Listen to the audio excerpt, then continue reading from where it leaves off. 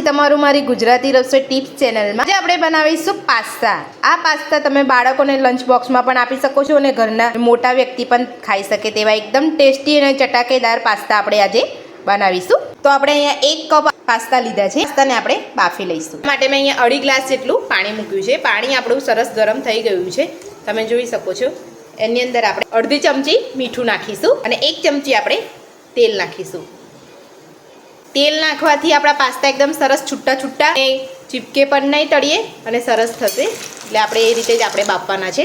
તો આપણે એને ધીમા ગેસ પર નથી થવા દેવાના, આપણે એને ફૂલ ગેસ પર જ બાફવાના છે. તો તમે જોઈ શકો છો આપણા પાસ્તા સરસ બફાઈ ગયા છે. પાસ્તાને આપણે અહીંયા એક કાણાવાળા વાસણમાં કાઢી લઈશું અને એને ઉપરથી આપણે ઠંડુ પાણી નાખી દઈશું.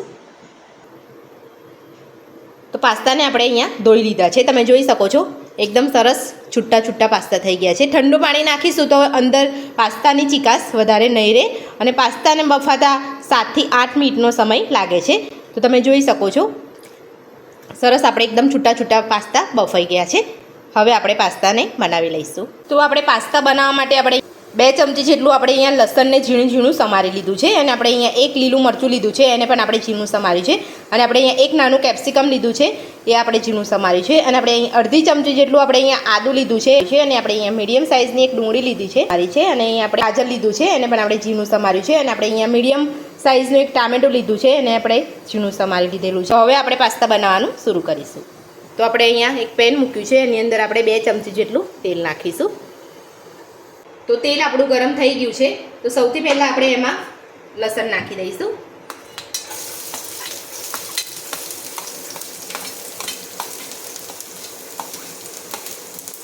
ઝીણું સમારેલું આદું અને મરચાં.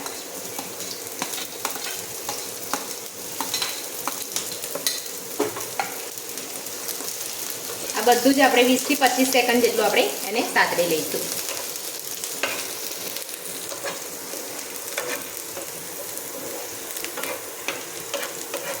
તમે લસણ ના ખાતા હોય તો તમે સ્કીપ પણ કરી શકો છો અને તમે પાસ્તામાં લસણનો ઉપયોગ કરશો તો સ્વાદ એકદમ સરસ લાગશે લસણથી.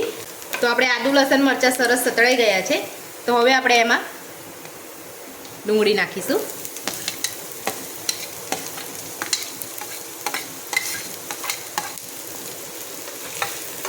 આપણે ગેસ ધીમો જ રાખવાનો છે, ફૂલ નથી કરવાનો.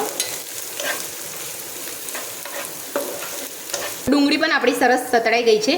તો હવે આપણે એમાં ઝીણા સમારેલા કેપ્સિકમ ઉમેરીશું. ઝીણા સમારેલા ગાજર અને ટામેટાને પણ અંદર લઈ લઈશું.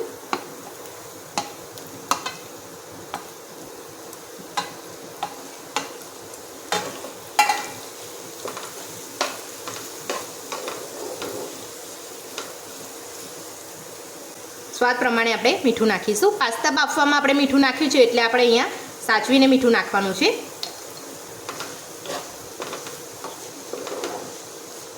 તો તમે જોઈ શકો છો આપણા ટામેટા સરસ અને બધું સારી રીતે સતડાઈ ગયું છે. તો હવે આપણે એમાં 2 મોટી ચમચી ટામેટો સોસ નાખીશું.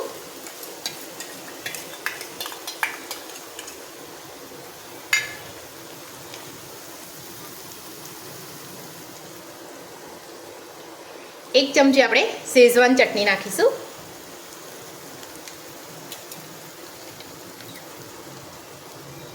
એક ચમચી આપણે કાશ્મીરી લાલ મરચું નાખીશું. બધું જ આપણે સારી રીતે સરસ મિક્સ કરી લઈશું.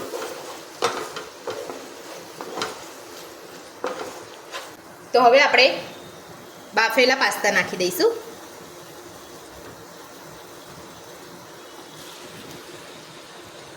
આપણે 1 ચપટી મરી પાવડર નાખીશું. તમે ઉપરથી ગરમ મસાલો નાખવો હોય તો તમે ગરમ મસાલો પણ નાખી શકો છો. મેં અહીંયા ગરમ મસાલો નથી નાખતી. અને આપણે અહીંયા 1 ચમચી આપણે અહીંયા પાસ્તા મસાલો નાખીશું. બધું જ આપણે સારી રીતે મિક્સ કરી લઈશું.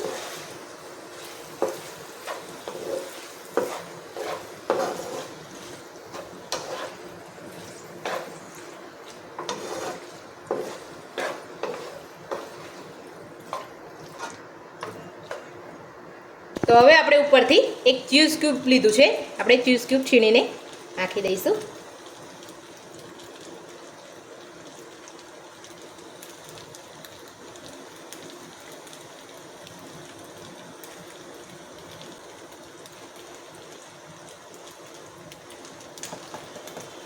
તો હવે આપણે 2 મિનિટ ઢાંકી લઈશું.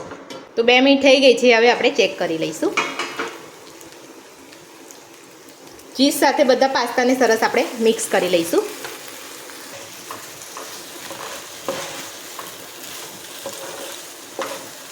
તો બન્યા છે ને જોતાં જ ખાવાનું મન થઈ જાય તેવા મસાલાદાર પાસ્તા. ઘરમાં બધાને જ ભાવશે આ પાસ્તા. તમે એકવાર ઘરે જરૂરથી ટ્રાય કરજો. તો હવે આપણે સર્વ કરી લઈશું. એકદમ ટેસ્ટી આ પાસ્તા બનીને તૈયાર છે. તો મેં અહીંયા ચીલી ફ્લેક્સનો ઉપયોગ નથી કર્યો. જો તમે ચીલી ફ્લેક્સનો ઉપયોગ કરવા માંગતા હોય તો તમે કરી શકો છો. તો આ પાસ્તા બનાવવાની રેસીપી તમને મારી કેવી લાગી મને કોમેન્ટ બોક્સમાં જરૂરથી જણાવજો. જો વિડીયો ગમે હોય તો વિડીયોને લાઇક કરજો, ચેનલને સબસ્ક્રાઈબ કરજો, તમારા મિત્રોને જરૂરથી શેર કરજો. Thank you.